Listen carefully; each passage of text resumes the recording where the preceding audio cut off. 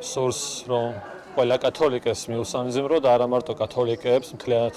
სოფლიოს, იმიტომაც რომ რომის პაპი არ არის მხოლოდ კათოლიკეების სულიერი მწყემსი, არამედ ის არის პეტრეს მემკვიდრე და ამიტომაც მთლიანი ქრისტიანული სამყაროს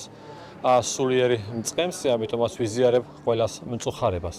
მქონდა 5 ჯერ შესაძლებლობა რომ პაპს შეხვედრილიყავდი, მაგრამ რამოდენიმეჯერ ძალიან ახლოს რომ ყოფილიყავდი მასთან და ეს ძალიან ჩემთვის ამაღელვებელია და დღემდე ძალიან მახსოვს ეს გრძნობა, რომელიც გადმოცემს, ასხივებდა თავის სულს, რომელიც იყო ყოველი ახალგაზრდისათვის ძალიან მნიშვნელოვანი და ჩემს როგორც ახალგაზრდა მღვდლისათვის მისი სიტყვები იყო ესეთი შთამაგონებელი, რომ არასდროს გავჩერდე, ყოველთვის გავაგრძელო წინსვლა. ერთხელ მახსოვს კრაკოვში მან მოგვიწოდა და გითხრა რომ ნუ იქნებით ახალგაზრდები როგორც პენსიონერები და ეს სიტყვა ყოველთვის არის ჩემში ჩარჩენილი, რომ ყოველ ჩემ ცხოვრებისეულ სირთულეში ეს იქნება ცხოვრებისეულ თუ სამღვდლო სირთულეები არასდროს არ